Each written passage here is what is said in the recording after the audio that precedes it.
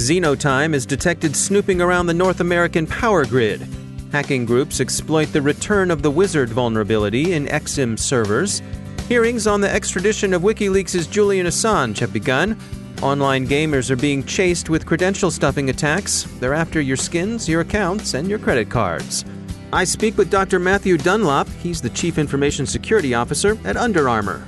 And some LinkedIn catfish seem to be going to AI charm school.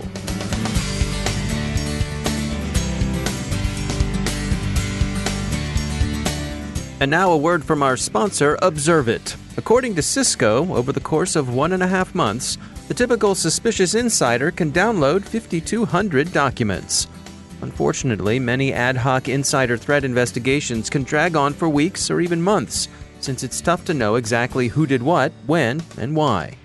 Security analysts have to wade through a sea of event logs, many of which are completely irrelevant, to eventually discover the root cause of an incident. What if we told you that there's a way to investigate insider threat incidents faster? With Observit's dedicated insider threat management platform, security teams can quickly find out the context into both the user and data activity behind an alert. Detailed user activity timelines and easily searchable metadata help you know the whole story on insider threats.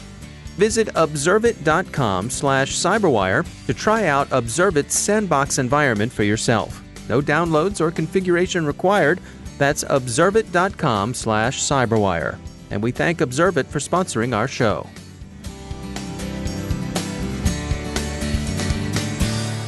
Funding for this CyberWire podcast is made possible in part by ExtraHop, providing cyber analytics for the hybrid enterprise. Learn more about how ExtraHop Reveal X enables network threat detection and response at extrahop.com. From the CyberWire studios at Data Tribe, I'm Dave Bittner with your CyberWire summary for Friday, June 14th, 2019. E&E News reports that the North American Electric Reliability Corporation, commonly known by its acronym NERC, issued a non-public warning to utilities that Xenotime, a threat hitherto seen mostly in the oil and gas sector, has been conducting reconnaissance against the grid. The NERC warning is based on research by Dragos, which says that the Xenotime activity group has evidently expanded its target list to the electrical power sector without necessarily abandoning its earlier interests.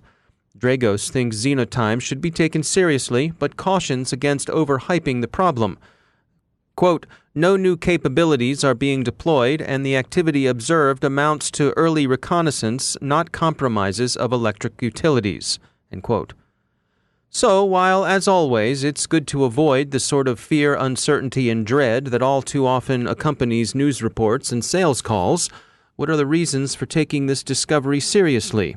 The first one, and this is indeed a sufficient reason, is that Xenotime is, after all, the group responsible for the Trisis or Triton malware that was used against oil and gas installations in Saudi Arabia. That malware was designed to affect safety subsystems of the industrial control system, and it was therefore arguably designed to injure or kill. It didn't do so because the malware induced a plant shutdown as opposed to a catastrophic accident. That relatively benign outcome is generally thought to have been accidental. Most analysts believe the malicious code was designed deliberately with lethal potential. This is not to say that the power grid is about to turn on you, your family, or your friends and neighbors, but it is to say that whoever's behind Xenotime is unlikely to be inhibited by humanitarian concerns. So the activity is reconnaissance, and the tools aren't new, and there's no evidence that electrical power utilities have been compromised. But Dragos' discovery is certainly worth the attention NERC appears to be giving it. At least 2 hacking groups are exploiting the Return of the Wizard remote execution vulnerability in Exim mail servers that was publicly disclosed last week, ZDNet notes. Exim servers handle a large fraction of the world's email traffic, and users are urged to patch. Bleeping Computer suggests that an encouragingly large fraction of users are doing just that. If you're running version 4.92, you're good to go, and if you're not, then you should probably upgrade as soon as possible. WikiLeaks proprietor Julian Assange's extradition proceedings advanced today. Sajid Javid, the UK's Home Secretary, has signed the request that Mr. Assange be extradited to the US. He's currently in a British jail. He's currently in a British jail for skipping bail. British authorities arrested him after Mr. Assange wore out 7 years of welcome in Ecuador's London embassy and was shown the door by Ecuador's government. He had taken to the embassy to avoid extradition to Sweden, where he was wanted to answer allegations of sexual assault. The Home Secretary's request now goes to the courts, who will decide whether to send Mr. Assange stateside to face charges of conspiracy to commit computer intrusion. He also faces 17 charges under the Espionage Act of 1917. The extradition request is expected to take several months to work its way through British courts. Gamers have money and spend money, and criminals are noticing. Akamai's recent study of the underworld's interest in the world of online gaming indicates that between November 2017 and March of 2019, gaming websites sustained 12 billion credential stuffing attacks. We know, as the tween gamers would put it, one attack is hella bad if it's against you, but, 12 billion of them is just the kind of statistic that only your parents would be interested in. And these kinds of attacks are low-level attempts that are easy to automate, so the stats less overwhelming than its sheer size would lead one to think, at least before reflection. Still, it's a lot. Over that same period and across all sectors, Akamai counted 55 billion credential stuffing attacks, so gaming alone received more than 20% of this particular kind of criminal attention. The Associated Press reports that a fictitious persona, Katie Jones, is seeking connections on LinkedIn. The story speculates that the fictional Ms. Jones is a catfish deployed by a foreign intelligence service, trolling for recruits. The affair is reminiscent of 2010's Robin Sage experiment, in which a completely imaginary persona with an implausible personal history of experience beyond the persona's 20-something years succeeded in attracting not only connections but even a couple of job offers. Katie Jones represents an advance over Robin Sage in that the persona seems to have been built in part with the aid of artificial intelligence. The picture seems to have been created using generative adversarial networks, an artificially intelligent approach to creating a face from scratch. By contrast, the picture of Robin Sage was a stock image. Katie Jones's LinkedIn profile identifies her as a Russia and Eurasia Fellow at the Center for Strategic and International Studies, the well-known Washington think tank. It also said she was a University of Michigan alumna. None of this, of course, can be true since Miss Jones doesn't exist. The AP story points out the telltale signs that the profile picture is bogus, but in fairness to those who've been taken in, those signs are easy to overlook unless one is either given to a very suspicious mind or is teetering on the edge of some sort of unhealthy obsession. No one is being credited so far with the creation of Katie Jones, but a number of observers have pointed out that LinkedIn has become a kind of happy hunting ground for Chinese intelligence services in particular. So, connect with caution. And please don't be put out if you've sent one of us here at the CyberWire a connection request that went unanswered. We're stronger on stories than we are on names, so it helps if you can remind us where we've crossed paths. We'd be happy to connect, if you're real, and nice and collegial. Any fictitious people listening should instead send their friend requests or Let's Connect invitations directly to Chen Wenqing, care of the Ministry of State Security, Jiwan, Beijing.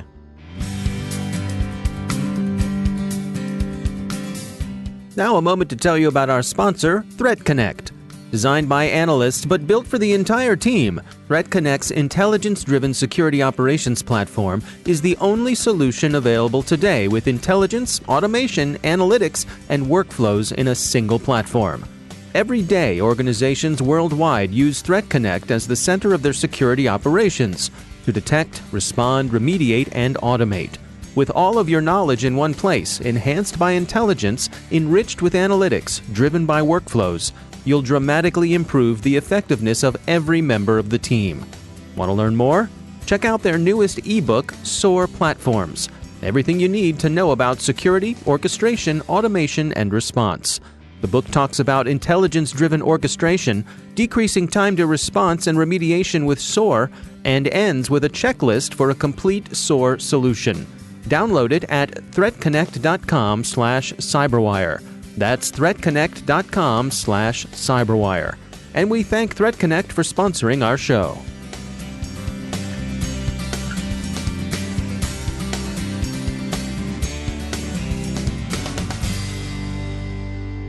And joining me once again is Justin Harvey. He's the Global Incident Response Leader at Accenture. Justin, it's great to have you back. You know, it's that time of year. It's graduation time. We're going to have a whole lot of people out there looking for jobs, and a lot of them are going to be looking for jobs in cybersecurity. And I wanted to check in with you to see if you had any tips or advice for those folks who are going to be out there on the job market. Absolutely. This is the perfect time to be entering the workforce for cybersecurity. The number of unfilled roles and jobs around the world, no matter what industry, no matter if it's nonprofit, business, military, there is simply not enough people to fill all of those roles. So it's a great time to get involved. And I also think that cyber defense and cybersecurity is really exciting for a domain. I consider myself lucky getting in very early in the ground floor of the cybersecurity industry. And I think to myself, what would it be like waking up every day and still programming or working on ERP systems? I think that those jobs where you're just building systems or engineering them, they're certainly needed in today's industry, but it's also great to have an end goal in mind. The end goal, of course, is protecting whatever organization you're working for and with from cyber attacks, both commodity-style cyber attacks and targeted-style cyber attacks. I think that what newly graduated young professionals need to think about is, if they're interested in cybersecurity, thinking about what part of cybersecurity do they want to focus on? Do they want to be part of a master level domain like incident response, where I liken it to, as a child, you want to fly the biggest jets. You want to fly in 747s and A380s, but it takes time and a lot of education to get up to that level. Let's say that you finished flight school, much like our young professionals have just finished college, and they said, okay, I'm ready to fly a 747. But what they don't realize is those large planes, and just like incident response, has a lot of moving parts to it, a lot of technical complications. It's about people. It's about pulling that all together. And you actually need to start a little bit smaller. For these pilots, they start with 737s and A320s and work their way up. The same is true for cybersecurity. You really need to start with the basics and learn about threat modeling and what threats are out there and what those style of attacks look like. And then, of course, you can branch out for them. Maybe you have a passion for identity and access management and you want to go into a digital identity field, or maybe you want to be crafty and you like the ability to move around undetected and to socially engineer people. Well, that's a great penetration tester or adversary simulator. And then there's different aspects of the cybersecurity ecosystem. If you have business knowledge and you're not really that technical, but you have a passion for cybersecurity, there's a ton of startups and well-established organizations out there that would love to have someone with a business mind work on and build new cybersecurity solutions. And let us not forget, Dave, that there are the technologists and the geeks out there like myself. And and there are so many both open source and commercial off-the-shelf applications and platforms that have such a deep level of knowledge out there to discover. I think about my career journey when I really got into SIM and log management and working with ArcSight and Splunk and QRadar and all of the other types of platforms out there. But if you don't want to do commercial stuff, there's also open source. I'm really astonished for people that have the personal drive, how much they can actually download from the internet. They can download whole VMs that have malware that simulate what an attack looks like, and you can wire those VMs up and connect them to Elasticsearch and Logstash and be able to actually code new solutions, new means to detect these types of attacks. So today is the perfect time for these young college graduates to get into the workforce. When you're sitting there and contemplating a stack of resumes that have come to your desk, what are the things you look for? What makes one of those bubble up to the top? From a pet peeve perspective, I like to see short and sweet resumes. I can't underscore that enough. In fact, I had recently had a candidate resume come across my desk, and they had obviously been in the workforce for 20 plus years, but their history only went back to 2000. I said, well, what was before 2000? The answer was, well, none of that's really relevant. It would have gone to a second page. So I think a very concise, succinct resume is a big standout. I'd like to see examples or notations of big projects they've taken on and maybe a little bit of information of how they solved that. I don't like to see a broad listing of all the certifications and all of the programming languages they know. Candidates need to think a little bit higher level and put themselves in a hiring role. And maybe they've never been in a hiring role, but they need to think about what would someone look at when they read this resume? How can they truly convey that they have the skills necessary in order to get the role? Well, it's interesting advice for sure. Justin Harvey, thanks for joining us. Thank you. And now a word from our sponsor, XtraHop, the enterprise cyber analytics company delivering security from the inside out. Prevention-based tools leave you blind to any threats inside your network. By adding behavioral-based network traffic analysis to your SOC, you can find and stop attackers before they make their move. XtraHop illuminates the dark space with complete visibility at enterprise scale. Detects threats up to 95% faster with machine learning and guided investigations that help Tier 1 analysts perform like seasoned threat hunters. Visit extrahop.com/cyber to learn why the SANS Institute calls XtraHop fast and amazingly thorough, a product with which many SOC teams could hit the ground running. That's extrahop.com/cyber. And we thank XtraHop for sponsoring our show.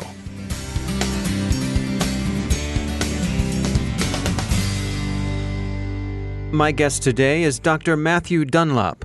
He's Vice President and Chief Information Security Officer at Under Armour, one of the most well-known retail and e-commerce brands in the world. Before Under Armour, he served nearly 30 years in the U.S. Army, where he helped build Cyber Command and served as Director of Applied Research and Development. When he retired from the military, he had no shortage of opportunities. I really wanted to go a different direction. I didn't want to, I knew that if I made that choice, I'd probably pigeonhole myself into the federal space the rest of my career, and I'd like to continue to grow and experience new things, and so I wanted to have that flexibility. And I really wanted to work somewhere where I truly believed in the product. And I mean, don't get me wrong, working for the government is fantastic. I truly believe in that mission, but I just wanted something very different. I was ready for a change, and Under Armour is a fantastic brand with a fantastic history and a fantastic value system, and so that was a perfect fit. It's fascinating to me because one of the questions I wanted to ask you was about dealing with the scale of an organization like Under Armour, but scale was nothing new to you because of the scale you dealt with at Cyber Command. There were some of the jobs I had. One of the jobs I had in Army Cyber Command as the Director of Operations for the Joint Force Headquarters Cyber. We were directing operations globally with 41 different cyber mission teams, spread throughout the world, really. So let's go through what your day-to-day is like at Under Armour. What are your responsibilities, and how do you manage your team? So at Under Armour, it's actually a very unique environment that most people probably don't realize. Most people think of Under Armour as a retail shirts and shoes company, and it is that, but it's a lot more. Under Armour has a huge connected fitness application side to it, where there's Map My Fitness, MyFitnessPal, Endomondo. Not only is there the traditional what you think about with global retail and e-commerce and infrastructure, but there's also security around the connected fitness and the whole app environment that I'm responsible for as well. Each of those environments has specific challenges. How do they differ and how do they cross over?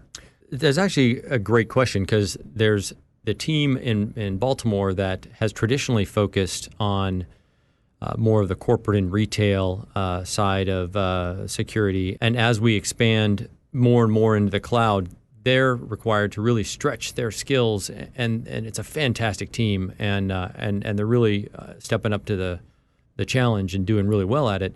It's really expanding their knowledge set into not only the traditional networking challenges that most people face, but it's the cloud, it's code security, it's bot management, it's all that stuff that you think about when you move into application development and cloud infrastructure. It's a huge span of responsibility, and that's the one thing I can honestly say is that I find one of the most fascinating about Under Armour. The team I have, every single person on the team is fantastic. And you always have the one guy, that usually it's me. And I can honestly say that there is no one on the team that I feel like we could do without, or I feel like is falling behind the rest of the group. And so it makes the job that much more rewarding. Well, how do you go about recruiting that team? Obviously, Under Armour has a strong brand presence. Does that help when you're out and about trying to recruit folks to join you? So I think the folks that join the team do get that cool factor from joining Under Armour, and I think that's one of the reasons why the team has been there as long as they have been. But honestly, recruiting under that brand name is challenging. It's not because people don't want to work at Under Armour, because Under Armour is a cool place to work. Mm-hmm. It's that if you're a cyber person, you're thinking of Google, you're thinking of Apple, if you're thinking federal space, you're thinking of the bigs in this area, Northrop Grumman and Parsons and those sorts of things. But you're not thinking about a place like Under Armour because that's a retail company. And so what I've started to do is I've started to go around to the different universities and talk to their cyber groups and explain to them basically they're in an extremely unique position. They can work anywhere they want. There's no one else that can work anywhere they want. Every different company has a requirement for cyber, from the smallest mom and pop, although they may outsource it, to the huge companies. And so there is a place for a cyber IT professional in every single organization. So it's pretty much, where do you want to work? And then go look at the job openings in that area, because they exist. And the mission is really the same. It's just whatever you're protecting changes. So if there's something that you are passionate about, even if the primary business is not a cyber business, you can extend your passion for that thing, whatever it is, into their needs from a cyber perspective. Yeah, I mean, absolutely. If your dream is to design bike helmets, or at least work with a company that designs bike helmets, you can certainly help them protect their designs. What do you see as you look towards the future? I mean, companies like Under Armour, we're in a rapidly changing retail environment. In terms of the work that you and your team do in protecting an organization of that size, of that scale, what are you looking forward to? What are the challenges you think we're facing ahead? So that's a great question, because a lot of people, you hear the machine learning, the AI, the blockchain, the typical cyber buzzwords, and it's true that technology continues to expand and we got to stay on top of technology. But at the end of the day, you really have to make sure you're doing the simple stuff right. If you're not doing the simple stuff, I don't care what tools you have in place. And so the approach I've taken is it's really all about the workforce. You've got to get the workforce on board, and you've got to get them security minded. And so I've charged my team with starting to do individual, lunch and learns with different business units and say, hey, here's how to properly use the tools you have in front of you. Here's how to better protect your data. Here's how to more effectively leverage email and things like that, to where, you can reduce the risk. Some recent statistics said 95% of all cyber attacks are due to user error. Well, if you can make the users better at using the technology, then you reduce the chance of user error. And then once you are able to actually, tighten up that space, then let's talk about the tools you can put in place. I mean, if you look at every one of these things in the news that you hear about recently, you can point to employee error. This S3 bucket was left open. Well, somebody didn't click something right. This got infected by ransomware. Well, it was a phishing email. Right. You can point back to basic cyber hygiene in almost everything. That's Matthew Dunlop. He is Vice President and Chief Information Security Officer for Under Armour. And that's the CyberWire. Thanks to all of our sponsors for making the CyberWire possible, especially our supporting sponsor, Observit, the leading insider threat management platform. Learn more at observit.com. The CyberWire podcast is proudly produced in Maryland out of the startup studios of Data Tribe, where they're co-building the next generation of cybersecurity teams and technology. Our CyberWire editor is John Petrick, social media editor Jennifer Iben, technical editor Chris Russell, our staff writer is Tim Nodar, executive editor Peter Kilpie, and I'm Dave Bittner. Thanks for listening.